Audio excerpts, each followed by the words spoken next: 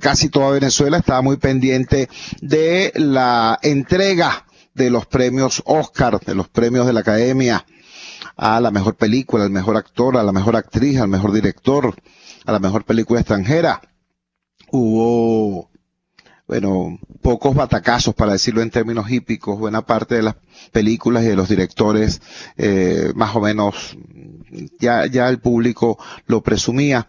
Sin embargo, a las 12:05, 12:10 quizás de la madrugada, yo emití un tuit que de verdad, no intenta hacer un juego de palabras. Es reflejo de lo que es mi experiencia, primero como niño en los barrios pobres de Valencia, de Caracas, y luego como activista social, como activista ciudadano, trabajando en los sectores populares de mi país. Caramba, si existiera un Oscar a la excelencia educativa, si existiera un Oscar para la construcción de justicia social, si existiera un Oscar a la solidaridad, ese Oscar tendrían que dárselo a Fe y Alegría. Fe y Alegría está cumpliendo hoy 63 años. 63 años construyendo educación, construyendo esperanza, construyendo luz allí donde se acaba el asfalto, como ellos mismos dicen.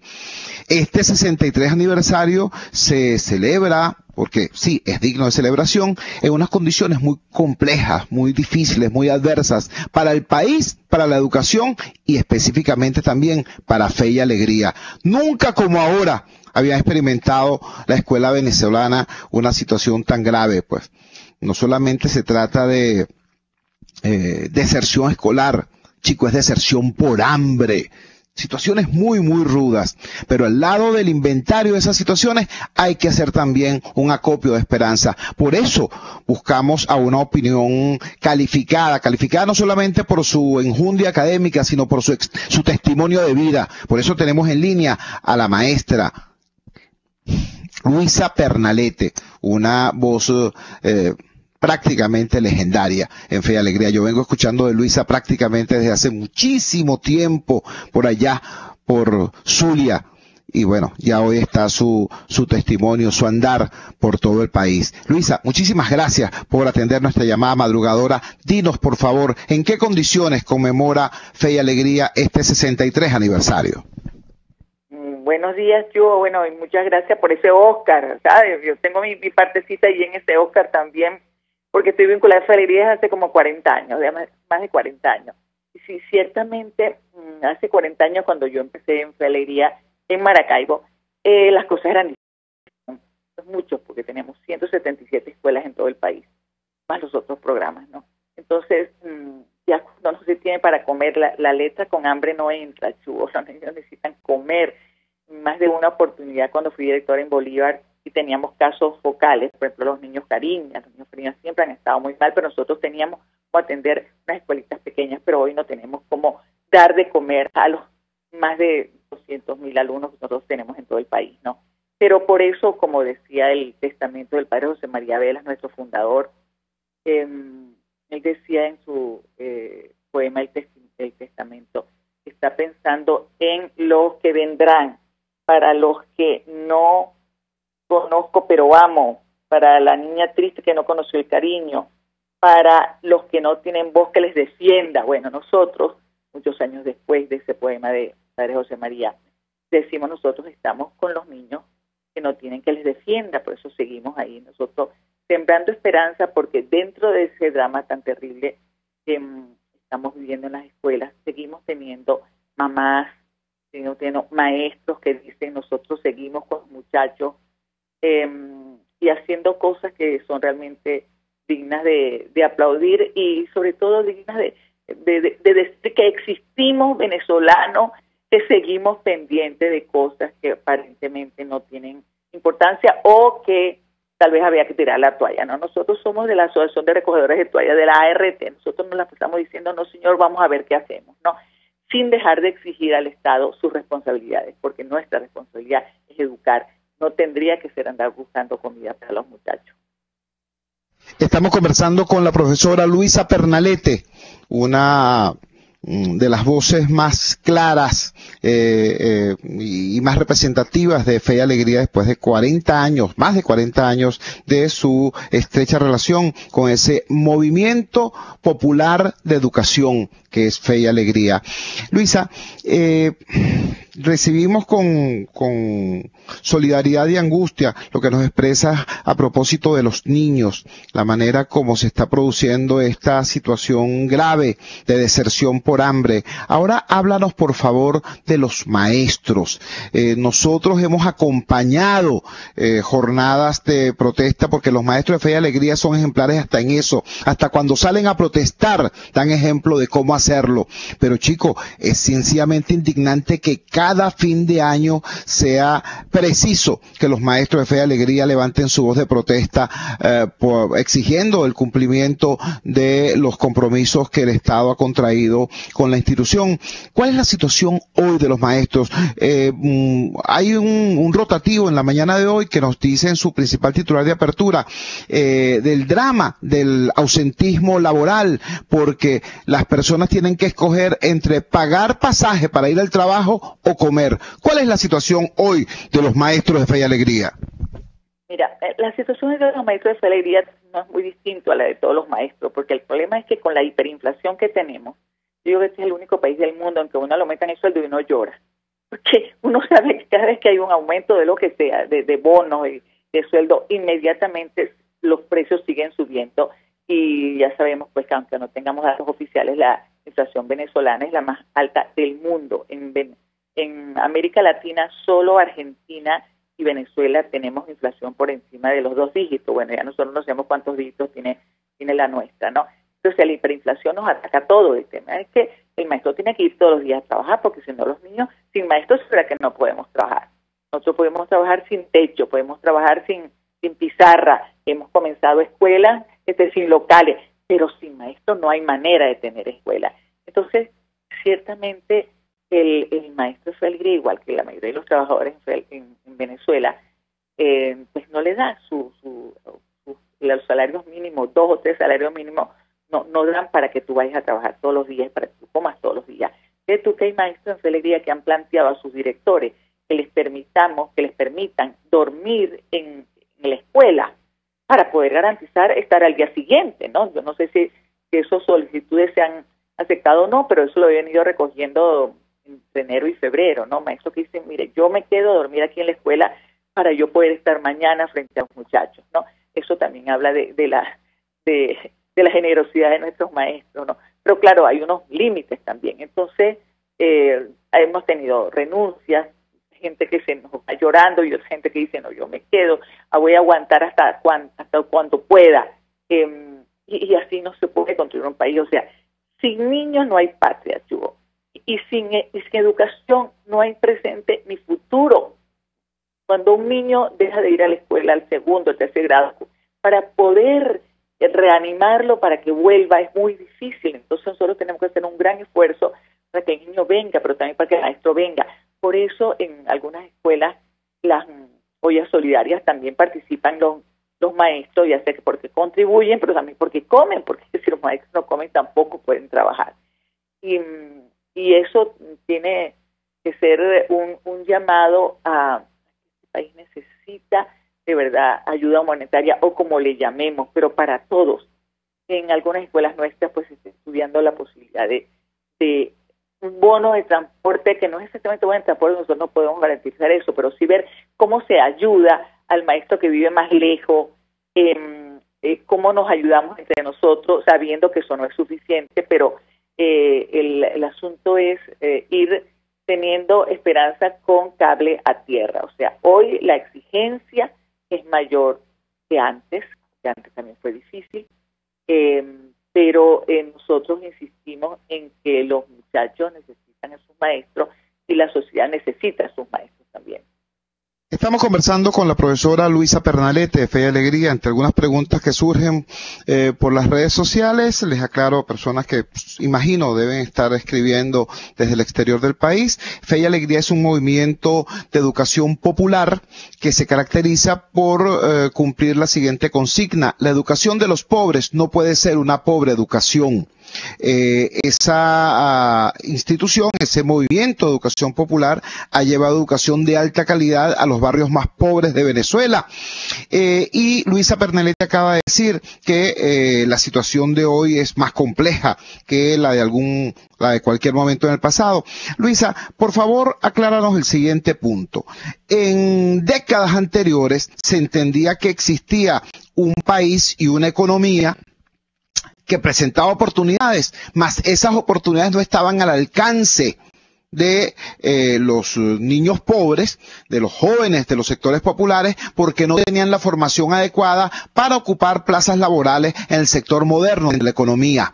Por eso, para equilibrar esos desequilibrios, la educación de los pobres tenía que ser una excelente educación. Ahora tenemos una situación particularmente grave, Luisa, y lo aprecia todo el mundo. En este momento, personas que han tenido el privilegio de tener una educación excelente, personas que son graduados universitarios, personas que tienen incluso doctorados y posgrados, sin embargo, apenas ocupan plazas laborales con salario mínimo, y en definitiva, eso que llaman un corrupto, un bachaquero, un traficante, tiene ingresos mucho mayores que, por ejemplo, un profesor titular de la Universidad venezolana. En una situación como esta, para Fe y Alegría como institución constructora de justicia social, ¿cuál es el reto que se plantea, más allá de la relación alumno-maestro en el aula?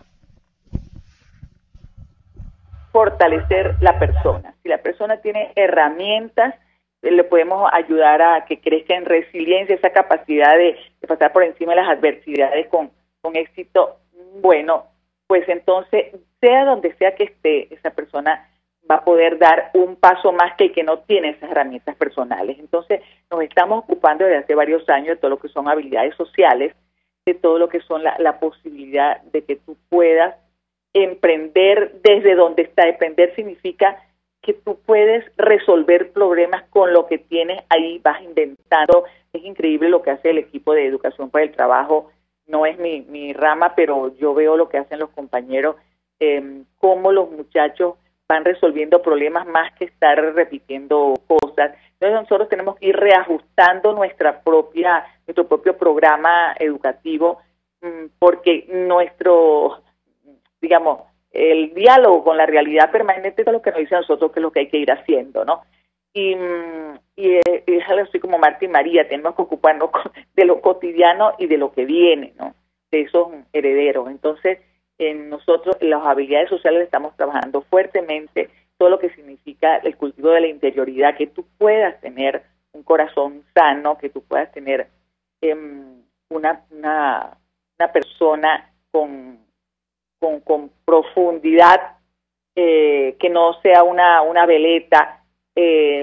Eso para nosotros nos está ocupando muy buena parte de nuestro trabajo educativo, ¿no?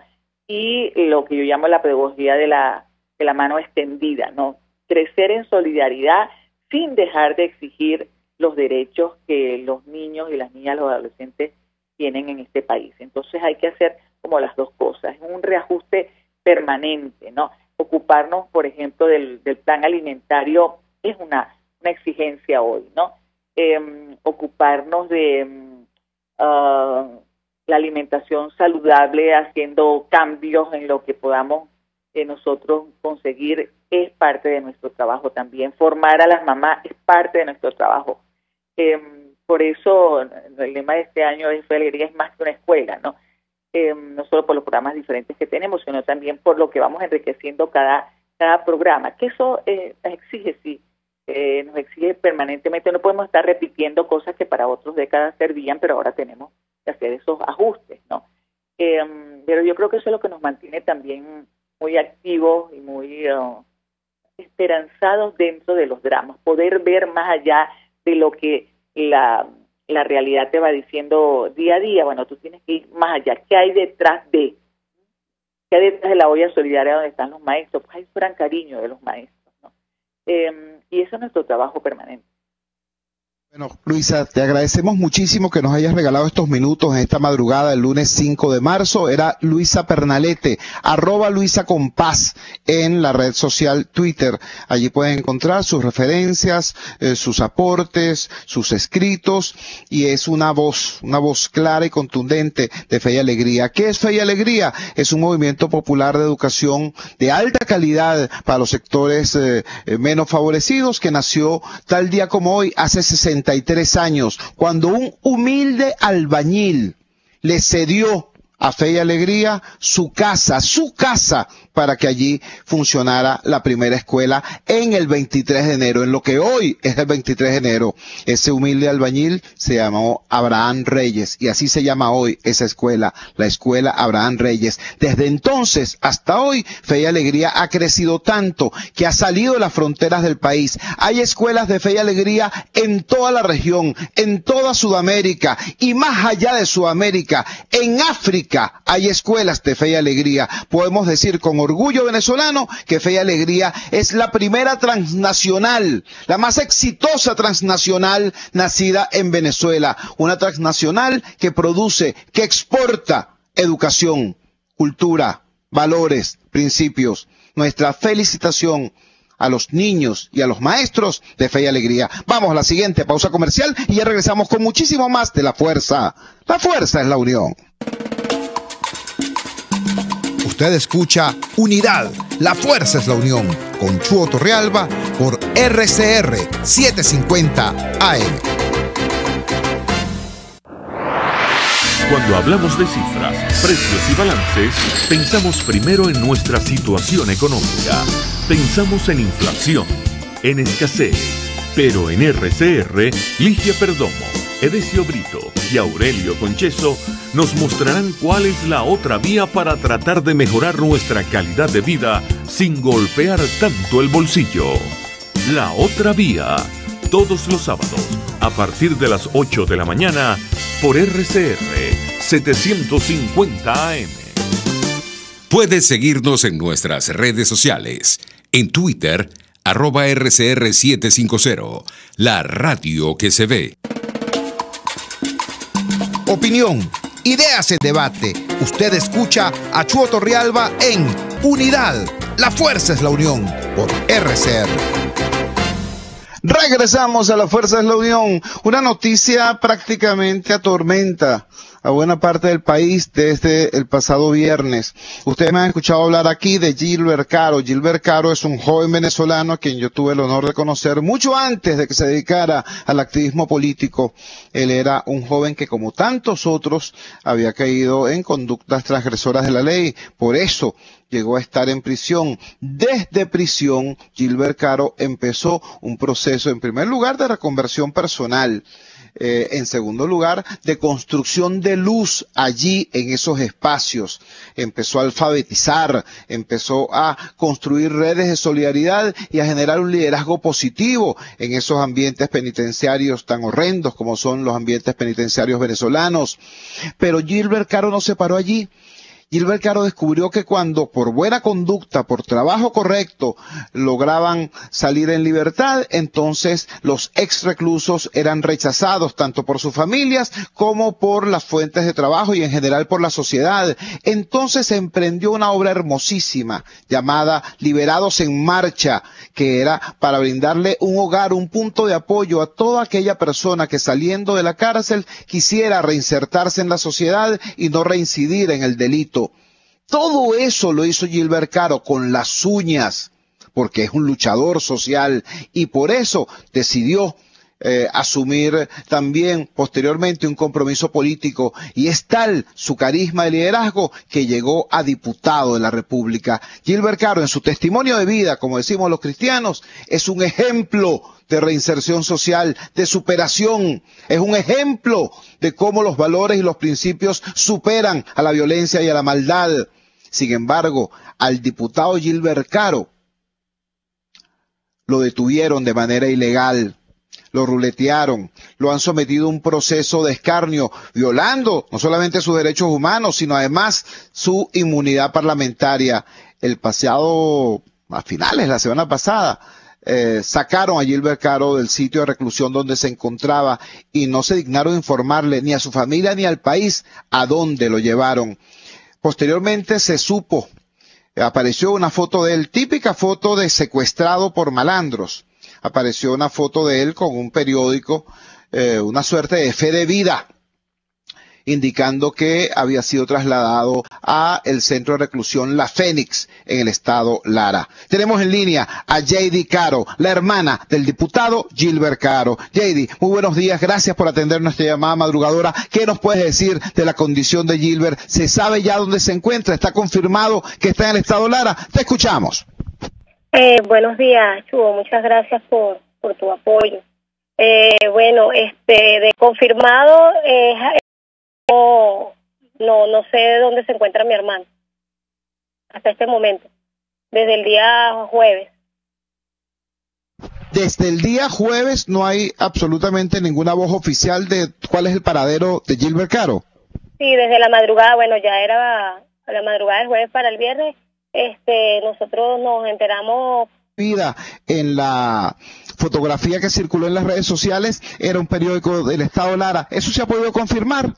Escucharlo de su voz, que sea él el que me diga que él esté allí, o que me dejen verlo, porque cuando yo lo vea es que corroboro que él está en ese lugar. Jady, te agradecemos profundamente que nos hayas regalado estos minutos. Sabemos que estás en plenas diligencias para tratar de dar, aún en esta madrugada, a esta hora, para tratar de dar con el paradero de tu hermano. Seguimos pendientes, seguimos atentos, no solamente respaldándote de esta humilde ventana, sino también informando a todos los colegas dentro y fuera del país de esta nueva agresión, de esta nueva violación de los derechos humanos y de la condición de representante popular electo que tiene el diputado Gilbert Caro. Otras agresiones al pueblo se han verificado en las últimas horas, pero con las fallas de los servicios públicos, concretamente del servicio de luz eléctrica, de energía eléctrica. Durante mucho tiempo se dijo que Caracas estaba blindada y que los apagones eran cosa de la Venezuela profunda, del interior del país. Pues en las últimas 72 horas se han producido numerosos apagones, pero en zonas populares, no en las principales avenidas, sino en las zonas populares de Caracas. Casualmente, precisamente en estas 72 horas ha estado circulando en las redes sociales una fotografía del ministro japonés de energía eléctrica que, hubo un apagón en Japón que duró 20 minutos y él pasó 20 minutos inclinado pidiéndole excusas al pueblo de Japón por ese apagón. Entiendo que esa foto es del año 2016, sin embargo, es muy significativo el gesto. La primera plana del diario 2001 en la mañana de hoy dice así: le faltan pilas al sistema eléctrico del país. Colegio de Ingenieros asegura que de 34.000 megavatios instalados solo disponen de unos 12.000 y que los equipos tienen más de 30 años de uso. 80% del personal se ha ido. Comité de Afectados destaca que en 6 meses hubo 1.855 fallas. Todo esto viene en la primera plana del diario 2001 y tenemos en línea precisamente al ingeniero Winston Cavas, presidente de la comisión del Colegio de Ingenieros que estudia precisamente, que trabaja precisamente sobre el tema eléctrico. Winston, gracias por atender nuestra llamada madrugadora. Dinos, ¿esto que está ocurriendo en los sectores populares son fallas puntuales o tiene que ver con la disponibilidad cierta del sistema para atender los requerimientos de la población? Te escuchamos. Buenos días, Chugo. Efectivamente, nuestro sistema eléctrico nacional está atravesando una crisis estructural, integral y sistémica. Quiero decir, en todas las instancias que conforman el sistema eléctrico nacional, en generación, en transmisión y distribución. Cuando en Caracas se presentan fallas en los sectores populares, significa que son fallas en distribución, fallas que no deberían llegar a esos sectores, sino que debieron haber sido superadas o sacadas por el propio sistema eléctrico nacional. En estos momentos nuestro sistema eléctrico tiene profundos problemas de obsolescencia, de desinversión y, lo que es peor, desprofesionalización del sector. En estos momentos, más del 80% de la clase trabajadora ha desertado, se ha fugado, se ha ido del país, y en consecuencia eso afecta a la calidad del servicio. Es por ello que tardan demasiado tiempo en sacar y superar esas averías. Hoy se está implementando una nueva modalidad en el país. Son los vecinos los que están pagando a las contratistas de Corpoelec para reparar los equipos. Eso significa que el Estado se está convirtiendo en un Estado fallido, que no es capaz de solventar y solucionar los problemas que afectan a sus ciudadanos. Una vez más, se hace un llamado desde el Colegio de Ingenieros a las autoridades eléctricas, al gobierno, para que asuma con responsabilidad la actual crisis del sistema eléctrico. Nuestro sistema eléctrico es un sistema eléctrico de primer mundo y lo han convertido en una chatarra. Chatarra por cuanto no hay inversión en los sitios puntuales donde debieron haberse hecho. Chatarra porque no tenemos el personal humano capaz de superar la falla. Y chatarra por cuanto no existe el personal gerencial capaz de gerenciar este sistema eléctrico nacional. Estamos conversando con el ingeniero Winston Cavas, presidente de la Comisión del Colegio de Ingenieros que trabaja sobre el tema del sistema eléctrico nacional.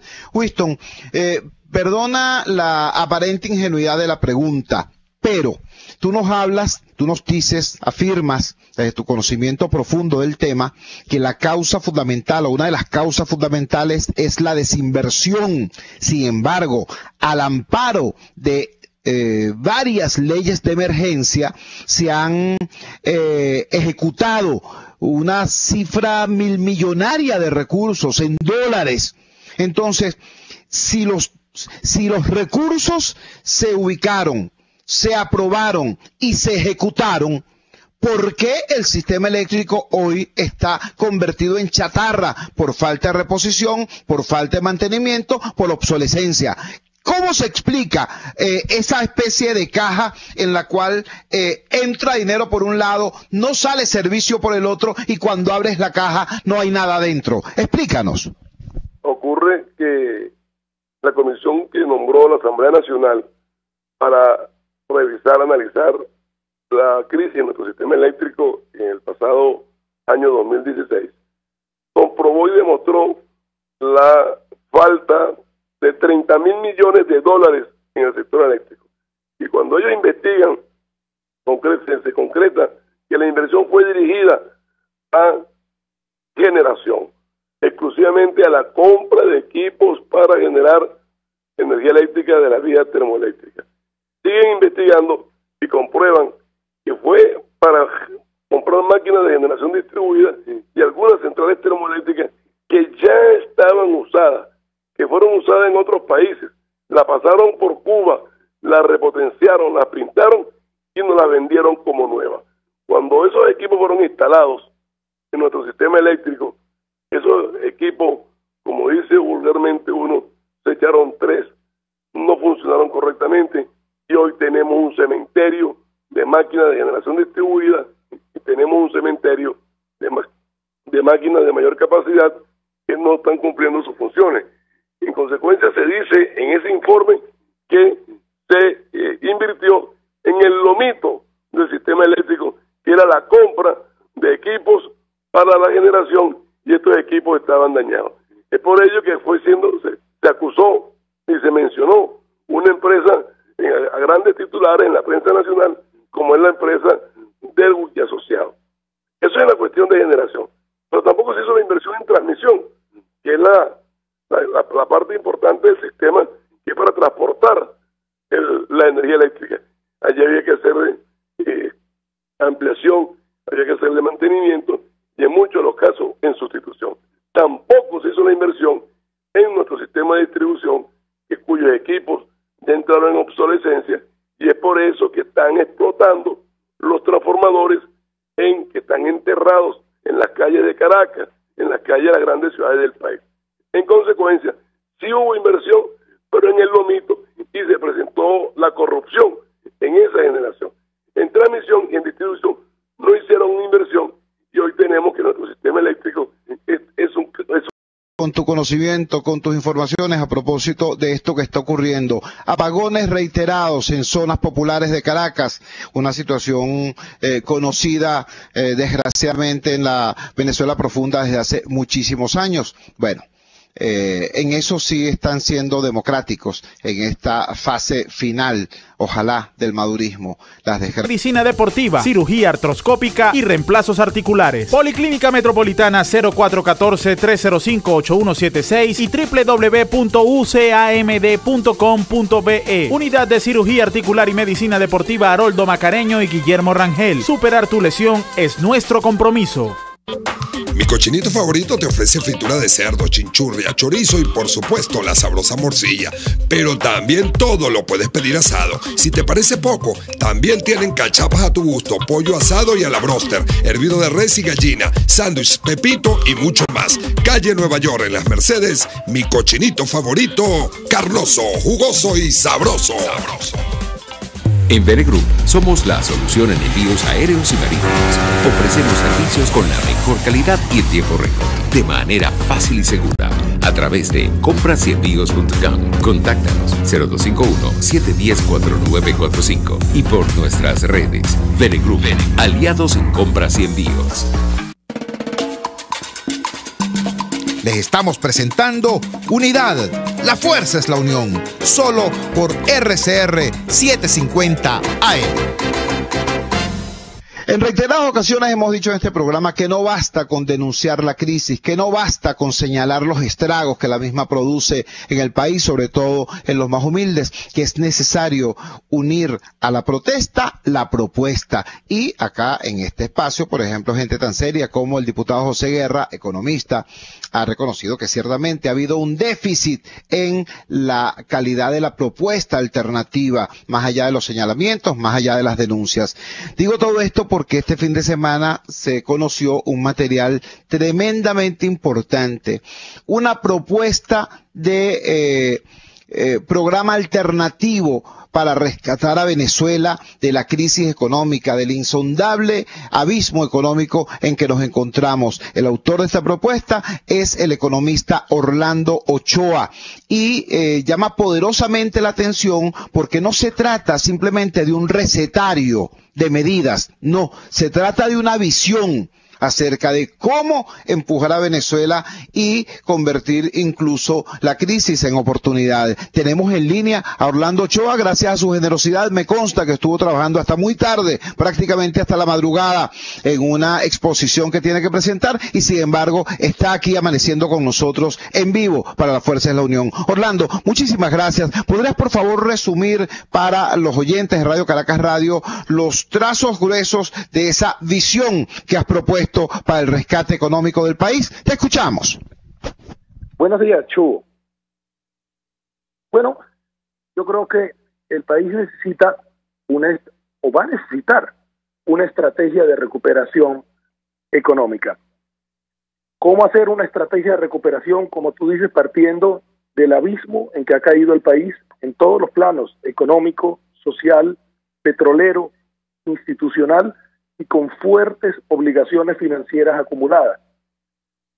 Lo usual para cualquier país en el mundo que entre en grandes dificultades es ir a los organismos multilaterales y reestructurar sus deudas. Es decir, puedo pagar esto, no puedo pagar aquello, y pedir préstamos condicionados a un programa.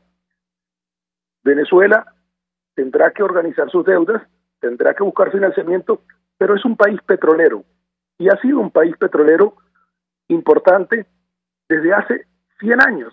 Precisamente nuestro primer cargamento de exportación petrolera fue entre 1917 y 1918, que fue de prueba. Como país petrolero, lo que me planteé fue qué se podría hacer. Si vemos lo que ha ocurrido en el sector, a grandes líneas, entre el primer trimestre 2012 y el primer trimestre 2018, hemos perdido de producción rápida, caída en la producción, 1 millón de barriles entre PDVSA y las empresas mixtas, entre cierre de pozos, mal mantenimiento, incapacidad para abrir nuevos pozos y un deterioro, además de la capacidad de refinación, de mejora de crudos extrapesados, de mantenimiento de muelles, absolutamente en todos los campos. En el sector privado, industria, agricultura, vemos un decaimiento similar. Ahora, yo diría que Venezuela tiene que trabajar en el área macroeconómica, que la gente vea justamente lo que nos está afectando más a todos: estabilizar precios, bajar la inflación, estabilizar el mercado cambiario, que los sueldos y salarios, en vez de perder poder adquisitivo, puedan ir recuperando el poder adquisitivo. Eso lo llamamos los economistas un plan de estabilización. Necesitaremos un plan de estabilización. Los planes de estabilización de precios, tasa de cambio, salarios, tasas de interés, requieren ordenar las finanzas públicas. Ordenar las finanzas públicas de Venezuela, que en estos tiempos han sido un caos. La mitad o una parte está dentro del presupuesto, otra parte está dentro de fondos externos sin ni siquiera conocimiento desde hace más de una década. El Banco Central, hay que regular la cantidad de creación. Hay un problema ahí. Hay un tema también en el lado petrolero: cómo recuperar la producción petrolera. Si nosotros pudiésemos hacer un plan de recuperación petrolera que necesita que el régimen cambiario funcione y haya estabilidad en precios, porque el sector petrolero, igual que el sector privado, necesita suministros de tubos, baterías de vehículos, transporte de alimentos, agua, equipos, igual que el sector privado. Hacer funcionar el régimen cambiario requiere financiamiento. Entonces el planteamiento es cómo vincular el tema macroeconómico, petrolero y financiero y tener una estrategia de recuperación en unas circunstancias políticas que no conocemos, pero que deben tener un gran consenso, porque hacer ese tipo de planes tiene la complejidad de que hay que actuar en distintas áreas, como estoy tratando de mostrar. Ni hablar de tener que hacer un plan de seguridad pública que requiere financiamiento, un plan de apoyo a las familias para poder cubrir sus necesidades de alimentación, para tener acceso a medicamentos cuando vuelva a ser suplido el país, planes sectoriales, infraestructura, minería, en fin, hay una cantidad de temas, pero para poder tocar los temas sectoriales y toda la agenda que hay en eso, hay que tener estabilidad económica, volver a exportar lo principal y en este momento lo único que exportamos, petróleo. Y exportar petróleo significa tener un flujo de divisas futuro. Ese flujo de divisas futuro permite organizarnos para pagar deudas, importaciones y poder estabilizar la economía dándole respaldo al bolívar en base al flujo futuro. Ordenar el sector petrolero, la macroeconomía y financiar ambos es una tarea grande. Tenemos unos pasivos, deudas del sector público, gobierno central, PDVSA, que superan los 140.000 millones de dólares, estimamos.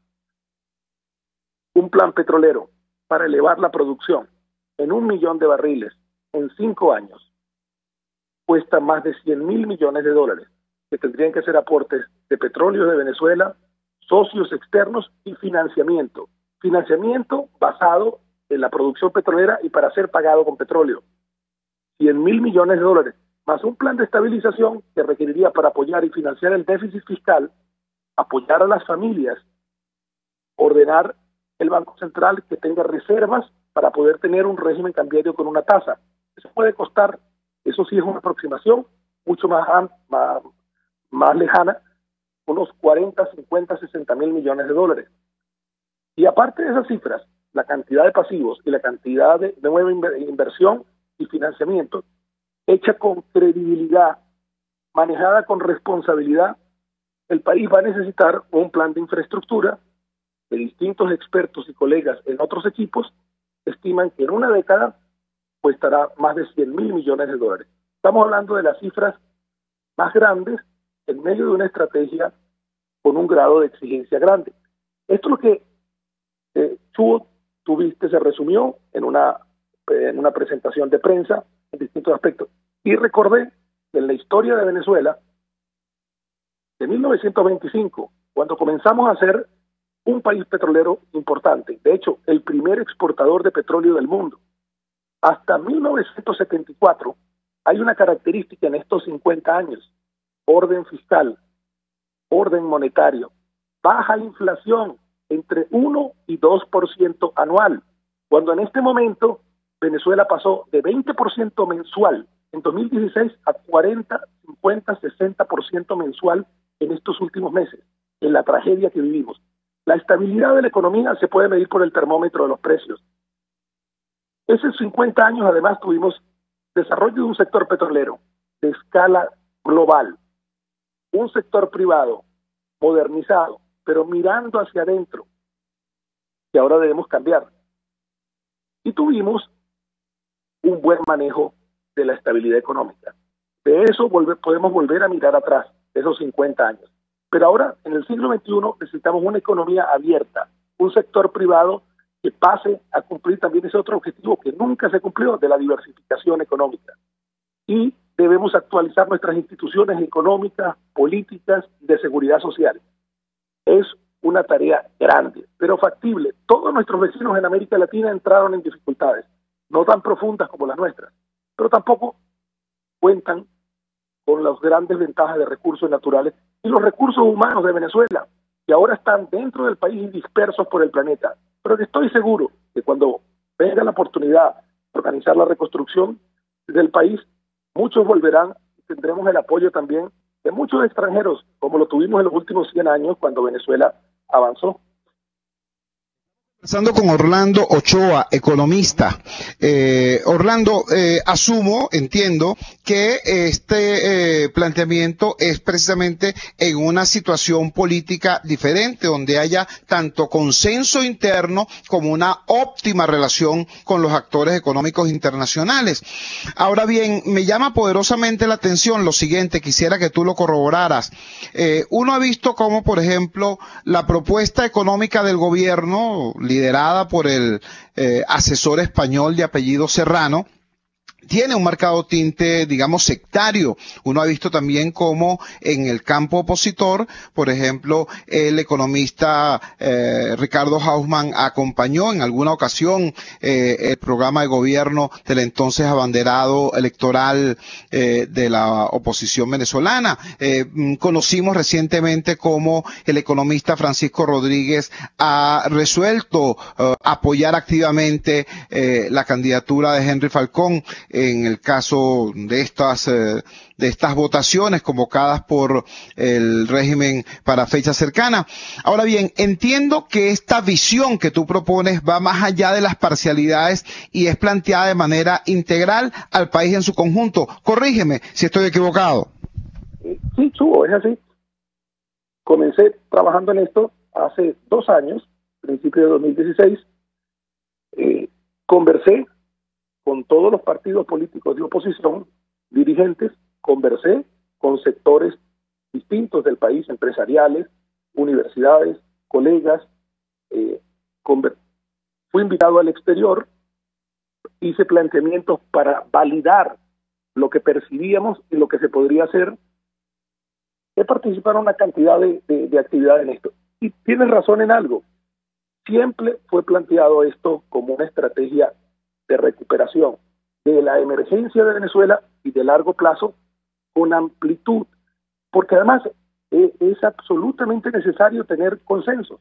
Como tú mencionas, hay varios colegas que han hecho propuestas, unas las convencionales, Fondo Monetario y reestructuración de la deuda en términos duros, otros que están planteando dolarización y apoyando a un candidato presidencial. En fin, todo eso es válido. Quizás la discusión de ideas no ha sido abierta, porque del lado gubernamental, el planteamiento de Maduro, de Serrano y de los ministros del área económica siempre ha tenido un tinte ideológico, tanto en la acción como en el discurso, que ha sido, por cierto, y me lo han comentado en el exterior, sorprendente. Varios dirigentes de izquierda en otras partes del mundo me decían, esta es la izquierda que no evolucionó, porque el planteamiento de la lucha de clases, el gobierno contra la burguesía, definir el imperialismo solamente con los gobiernos con los que antagoniza Maduro, los Estados Unidos. El usar los recursos del país para fines de apoyo a la gente con fines electorales y la manipulación de las necesidades, mientras se derrumba la base económica del país. Imprimen dinero para financiar el déficit fiscal y generan la primera hiperinflación en la historia de Venezuela, con una crisis humanitaria, y dicen que es una inflación inducida por la lucha de clases con otros sectores. Entonces, realmente creemos que lo que hay es una excusa para no enfrentar el problema económico y cruelmente observar el deterioro de Venezuela y solamente ofrecerle una caja de comida.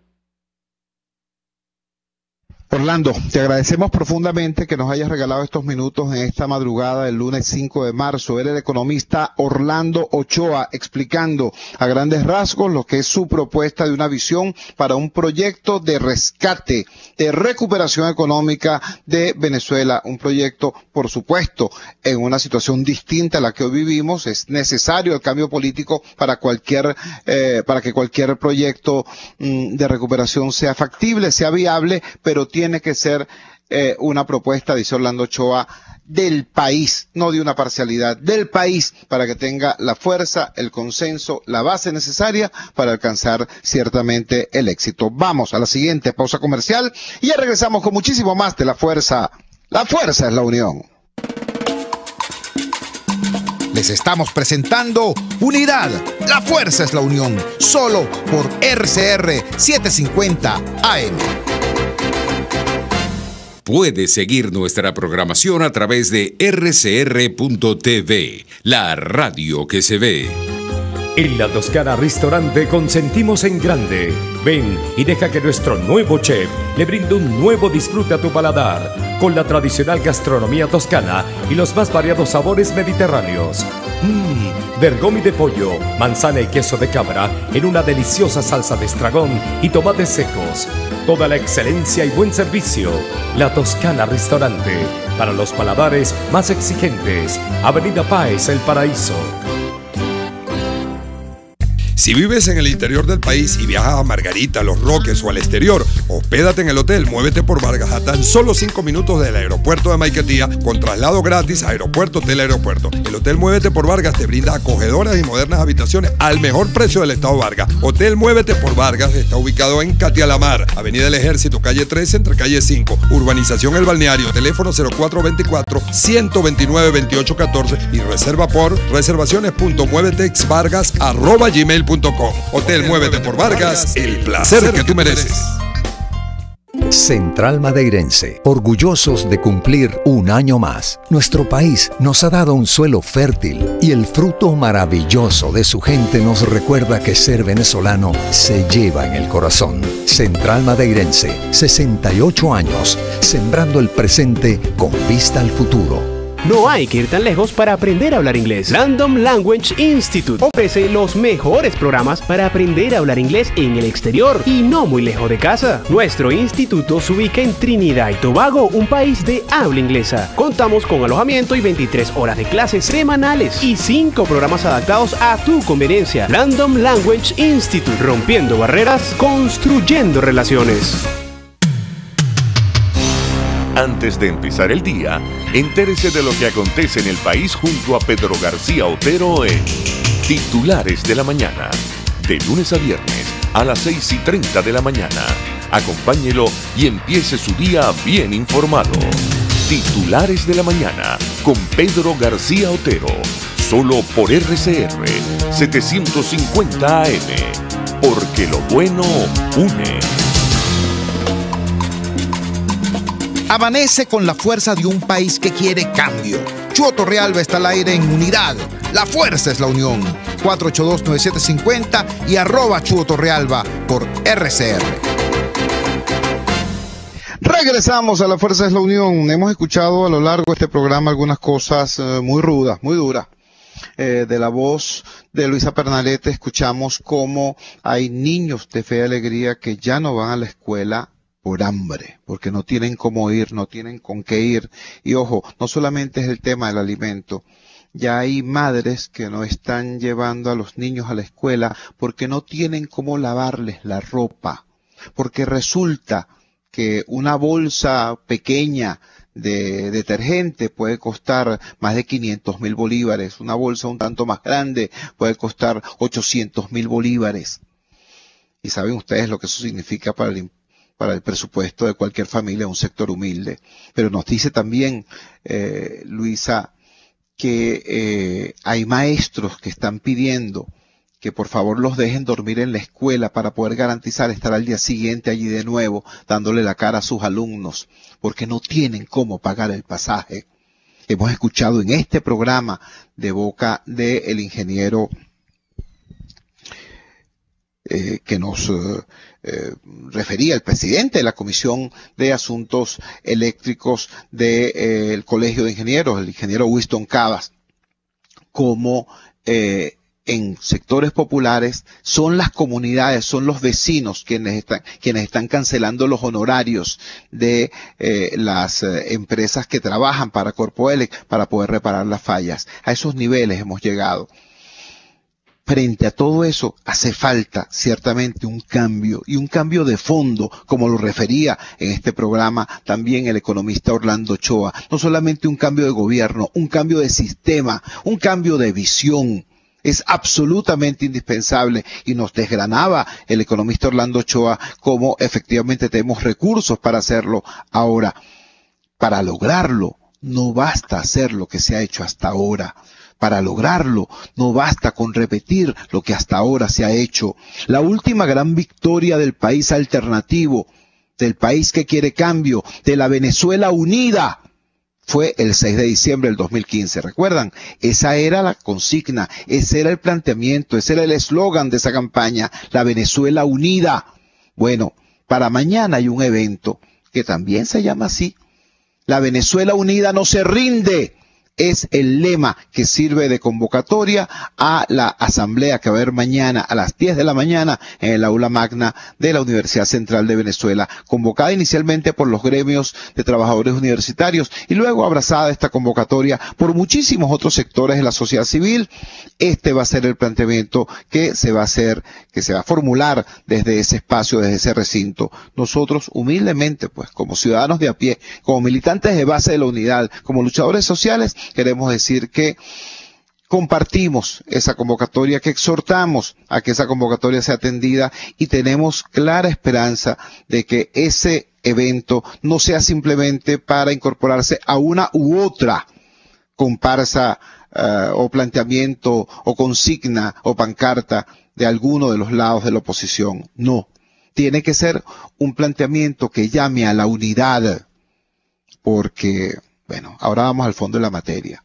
Señores, hay hoy en la oposición venezolana dos conductas, dos planteamientos. Por un lado, hay unos señores que integraron la dirección político-partidista de la oposición durante todo este periodo de duras derrotas, que están diciendo, bueno, no hay condiciones para votar, hay que abstenerse.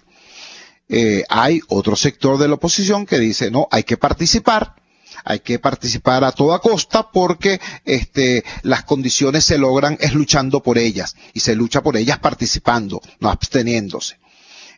Y han postulado a un dirigente, concretamente a Henry Falcón. ¿Qué es lo que yo veo en ambos planteamientos? Noto la ausencia, detecto la ausencia de una cosa central, fundamental. El señor Henry Falcón tiene que explicarle al país de qué manera él va a lograr que ese sector opositor le apoye para que haya efectivamente una avalancha de votos, y tiene que explicar también de qué manera, con qué estructura va a defender esos votos. Eso es crucial. Crucial. Tú puedes incluso tener los votos, tú puedes incluso imaginar, suponer, ¿no?, que el rechazo a Maduro es tan grande que va a haber un aluvión de votos en contra de él. Pero tú tienes que tener la estructura para garantizar que en todo el país ocurra lo que pasó en el Estado Bolívar, que es que si hay fraude se pueda demostrar, se pueda denunciar y se pueda reventar. ¿Me entiende? Eso no ha sido explicado por el señor Henry Falcón todavía. Por el otro lado, por el lado de los grupos que dirigieron todas las derrotas del pasado reciente y que ahora están ubicados en el planteamiento abstencionista, no han explicado tampoco qué es lo que va a ocurrir antes, durante y después del acto de la abstención. Porque abstenerse no es hacer algo, es dejar de hacer. Pero ¿qué es lo que sí se va a hacer para movilizar este país, para lograr lo que la Constitución determina que debe producirse en el año 2018, que son elecciones presidenciales libres, competitivas, auténticas? ¿Qué es lo que se va a hacer? Eso no lo han dicho. Han dicho simplemente, bueno, no hay condiciones para votar. No vamos a votar. Estupendo. Pero, ¿qué es lo que sí van a hacer? ¿Cuál es el plan de movilización? ¿Cuál es la propuesta movilizadora? Porque si no hay eso, y si no se trabaja para eso, entonces está cantado. El 22 de abril, o el 20 de mayo, o cuando sea, sencillamente se producirá el boletincito de la señora Tibisay Lucena diciendo que Maduro volvió a ganar, y eso va a generar una onda expansiva de derrotismo y de tristeza, y va a ser una nueva oleada de éxodo de venezolanos desencantados buscando esperanzas en otras partes. Eso es lo que va a ocurrir. Entonces, repito, tanto unos como otros, tanto los que llaman a la participación como los que llaman a la abstención, tienen todavía que explicarle al país para qué sirven esas conductas y de qué manera eso puede permitir, primero, reconstruir la esperanza democrática. Segundo, convertir en poder político esta mayoría social que somos quienes nos oponemos al régimen. Y tercero, cómo hacer para darle a ese nuevo poder político la sostenibilidad, la estabilidad necesaria para no salir de la crisis del madurismo y entrar en otra crisis de signo diferente, sino para iniciar un proceso de reconstrucción nacional. Eso tienen que decirlo, y por favor díganlo rápido, porque no hay tiempo para, en torno a ese planteamiento, entonces construir la más amplia unidad nacional. Si vamos a participar, participamos todos. Si nos vamos a abstener, nos abstenemos todos, pero sabiendo además qué es lo que vamos a hacer antes, durante y después de abstenernos. Lo que no se puede seguir haciendo es simplemente, intercambiando barajitas con consignas.